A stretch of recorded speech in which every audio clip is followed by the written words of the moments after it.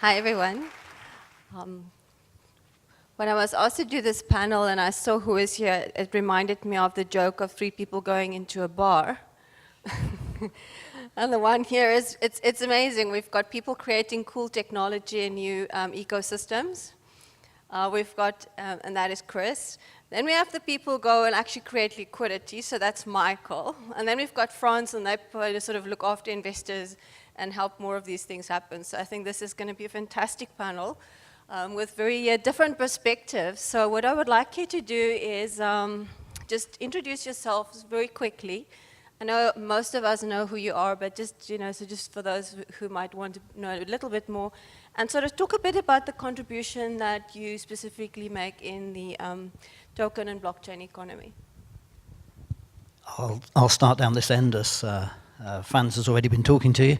So I'm Chris Jensen. I'm one of the co-founders of RightMesh.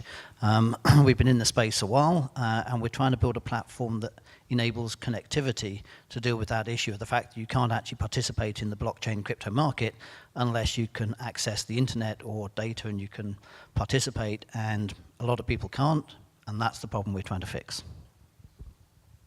We are Einstein. We started our business about a year ago, 12 months actually, September, and we started Einstein because we ourselves, pardon me, couldn't easily get and acquire Bitcoin to invest.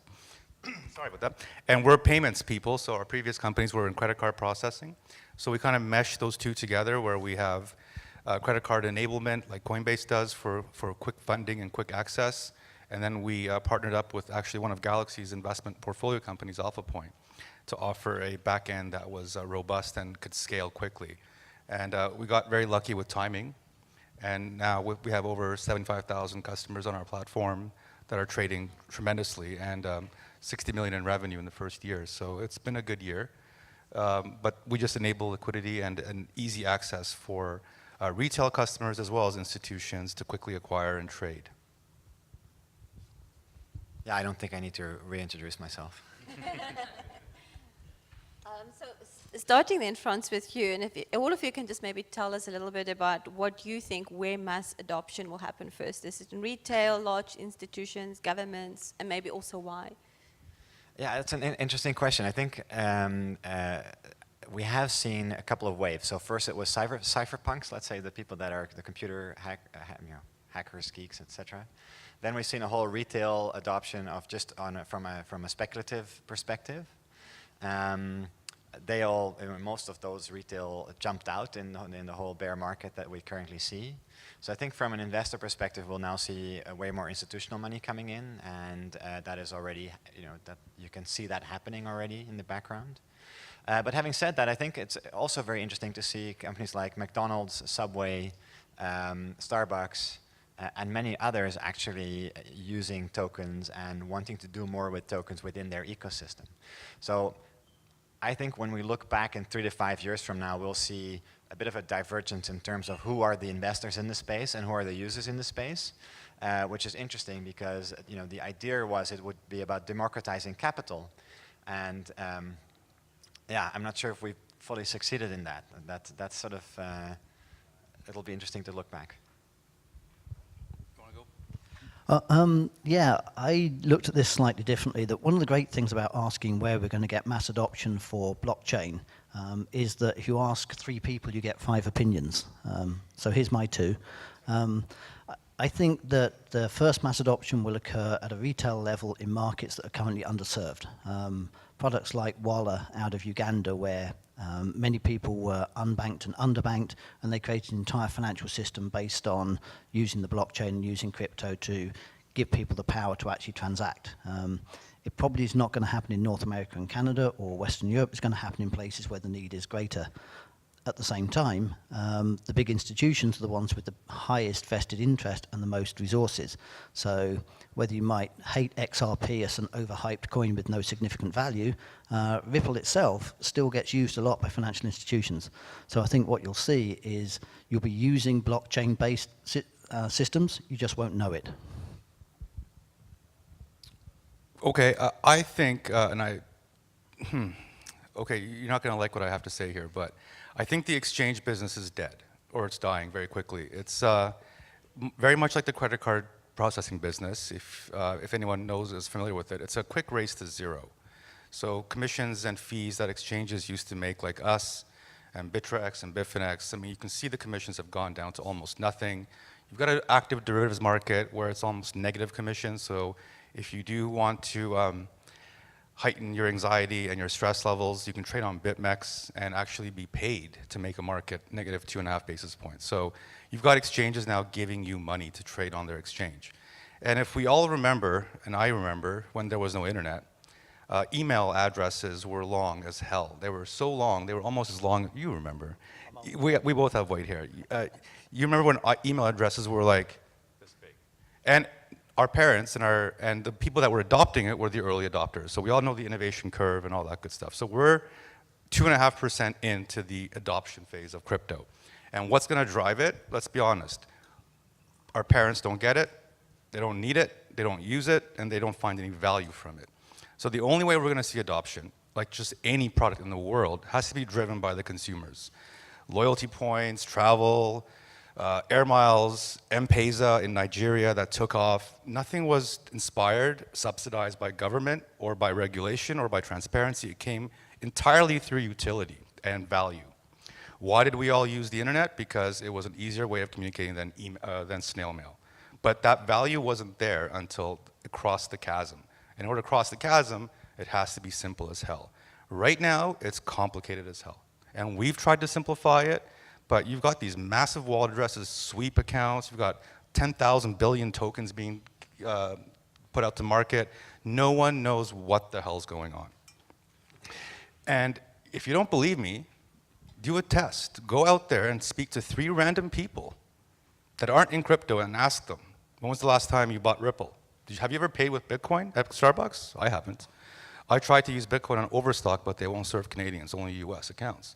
So there's absolutely zero utility in crypto apart from speculation and increasing your blood pressure. And until we can make it simple, the exchange business, the crypto business is not going to gain mainstream adoption. So I don't know what's going to drive that. If I did, I probably wouldn't be here speaking. I'd be on some massive island that I own if I had foresight that well. But the simple answer is, if there is no use and there is no common gain from this, apart from speculation, it's going to remain one of these speculative assets. And if you know how to trade commodities and derivatives, it's the exact same with crypto. So sorry to be a kind of Debbie Downer there. That was so insightful. Thank you very much. Frans, digital assets and these new financial models, how do they contribute to Canada? And I want to be specific around Canada's economy because we're here and we really want to convince, and I'm talking still about mass adoption, that these are really valuable. How will this contribute, or does it currently contribute to job creation and things like that? Yeah, it's a tough one. I think blockchain and cryptocurrency and tokens should be seen a bit separately. I think blockchain so blockchain is going to drive a lot of efficiency in a lot of different industries, which means, to some extent job loss, but higher productivity on a per person basis, which is something that we actually need over the long run to be able to increase our gross national income. And blockchains can only properly function if they can actually transact in a cryptocurrency. So the question is, what will that cryptocurrency be, and is that one of the current ones that we have, or will it be something different, or will it be a national cryptocurrency, or so I think that's sort of quite speculative. I think where we should focus on in the short run is the enormous innovation and the enormous creativity that and also there is some downsides to the creativity as we discussed earlier. But I think the positive sides of the creativity, like RightMesh and like many other projects that are in the space, doing something that is incredible, important for the world, and can help us all move forward. And if those people contribute to society by increasing that innovation, hiring people, and giving back this some of this technical advancement, then we'll be a long way ahead. So Chris, how will this new economy, the token and blockchain economy as they call it, contribute to the real economy? And so the real economy being, we talk a lot about financial instruments and security tokens and tokenizing and taking things sort of up into the virtual world and the digital world. how do you think this new economy will actually contribute to the real economy? So people really on the ground trading, just normal business and growing that part of the world, of economies. So I'll relate this one back. I was in Kenya last year. I've been to 14 different countries, to 22 different blockchain shows over the past 14 months. So I've seen a lot of interesting places. And Kenya was really interesting because, as you say, it's the home of M-Pesa, where people got so fed up of not being able to get banking services and spend their money, they actually created a solution for it. But there's a chance in Africa for a digital generational leap. It happened in India and many parts of the world with smartphones. They didn't have cables under the road, so it's very easy to build a mobile structure and just skip having a phone in your house. In most of Africa, the record of ownership of things starts off orally. I live here, I've lived here for 4 generations. It then becomes a piece of paper where the person in the village that can actually write things down writes it down. But that can always be changed. And then it gets sent to somebody in a more localized environment who says, okay, here are the ownership properties for these houses in these 5 villages, and then they write it down. But they can be bribed to have it changed. And then it goes back to the city, and then somebody in the city writes it down for the entire region, but they can be bribed to change it. And then eventually it goes to somebody in government who puts it into a terrible old mainframe with no security systems, and then they can change it much more efficiently. So if we can move systems like that onto a blockchain where you've got a permanent, immutable record of what was said at what point along the line, it makes corruption much harder. And that really changes economies, and that changes lives. When people can't just show up and say, see this house, it's mine, and I have a piece of paper that says it's mine, so move out or fight me in court for 10 years, which happens in many, many countries. If we can get rid of that corruption, then you can really start to change people's everyday lives. We had that discussion with 5 government ministers in Kenya. And it was really interesting because 3 of them said, this is fantastic. We can really stamp out a lot of corruption by doing this. And the other 2 said, I'm not sure this is culturally appropriate for our country at this particular moment in time. So kind of got an indication of which side of the fence they were sitting on. But that's how it can make a difference in day-to-day lives. If you can allow people to own the things they should legitimately own, then they can build lives and they can change their world.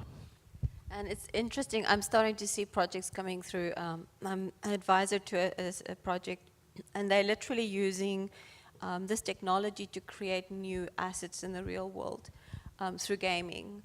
And I actually I get a little bit passionate about the topic, but I always say to people when I see an auction for CryptoKitties, why can't we take that money, for that auction and actually go and actually, tag our lions in Africa and actually have real lions where villagers actually understand a lion is worth probably $3 million or $4 million and not the 100 million that they're currently being paid for.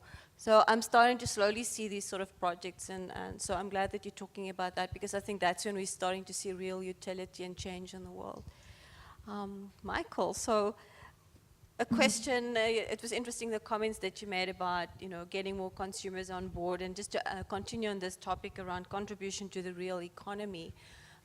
Because, I think if I'm an ordinary person, if I don't see the real value in my life, why would I engage with this technology?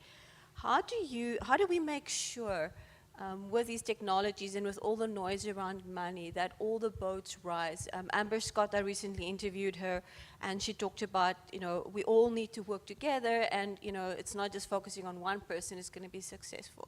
What are some of the ideas that you have for us? Okay, well, I think it's ironic that in a decentralized economy we have to work together. So that's quite the oxymoron in itself, right? Yeah. But yeah, I think she was talking about all the infighting and rather focusing in each other and instead of the big picture. I think that occurs in every infant market.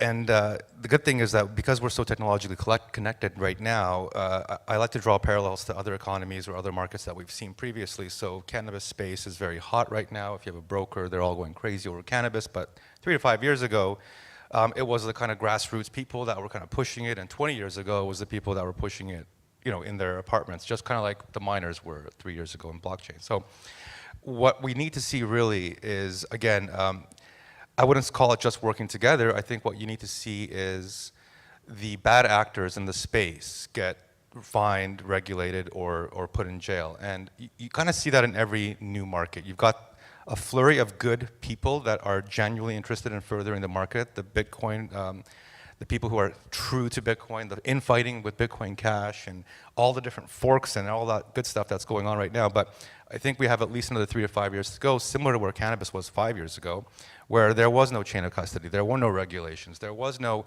insight and government action in terms of protecting consumers. And just like when the VSE was started, the Vancouver Stock Exchange, and exchanges previous to that in the equities market, there was a lot of pump and dump. You know, we all saw Boiler Room. I'm sure you have, or if not, it's a great movie.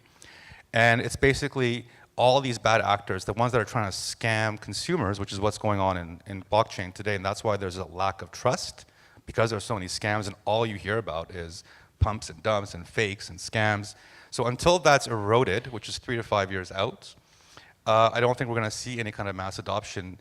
Working together is awesome, but what we really need is a central framework where we can adhere to. Like Einstein, I see CoinSquares in the room, they're pushing for regulation and transparency. You know, we're previously payments, so we work in a regulated environment. Before that, I was a securities lawyer, so very familiar with the BCSC, but everyone's kind of waiting for everyone else. And in order to get an audit, like a Deloitte auditor or a KPMG auditor to sign off on your financials, I mean, it's a pain because no one wants to risk it.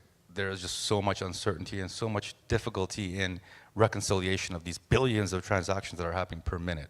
So until we see a framework where we can all say, as a global community of consumers, we trust this, you're still going to have to weed out the bad actors. There has to be scams.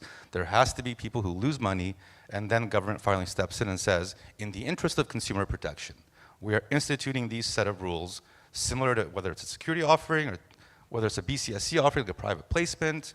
And even then, you're still going to have these rogue exchanges, that which won't name, but they start with a B, and they don't care. They'll skirt the regulation, they'll give you 0 fees, but people will end up losing money. So it's just going to take a lot of time. And again, a lot of time in this day and age is 3 to 5 years, which is a blink.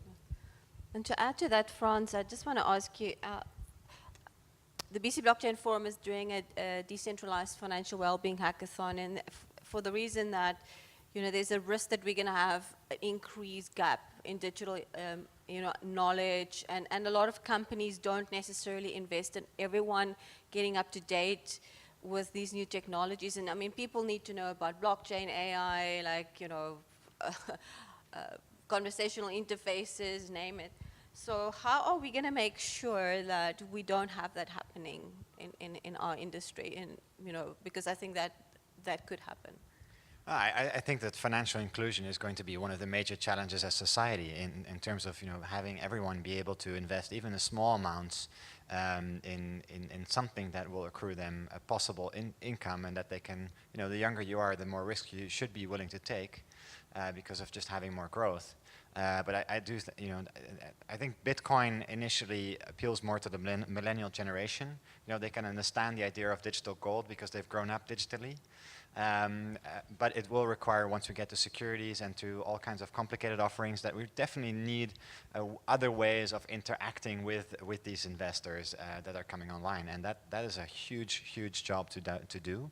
And it means also changing a lot of how the regulators themselves view prospectuses and how the whole securities legal profession writes them up. And there is a lot of work that to be done there. But having said that, you don't need to immediately replace everything. You can put a layer on top that allows that interaction and learning about the underlying security that's there. And there are enough examples, I believe, especially in Europe, where regulators have already demanded that kind of sort of different way of communicating. So I think hackathons, but also startups that are thinking about it in terms of, okay, what would a Facebook bot look like that can teach you about an offering or about even buying Bitcoin? So, you know, something that really fits into how people today communicate with and find out stuff and learn about stuff. So we have to look at it from that way, about how do we teach people in a way that fits with how they want to learn. So we're talking, you know, about the current situation, sort of a few years into the future, and I want to know from all three of you, there's a lot of talk suddenly coming again around quantum computing and, there are definitely people saying there's a possibility that maybe they will be able to override some of the code and the mathematical protections that we have in crypto. I mean, we saw what happened last week, with the big fuss that happened with Bitcoin and the problem that they had. So if we look at quantum computing, what are the potential risks and the opportunities of quantum computing on this whole market? Yeah, so I think that the main theory for those in the room that don't know, quantum computing is said to be able to basically, let's call it, decrypt the hashing algorithm that is used on Bitcoin, which is called SHA-256.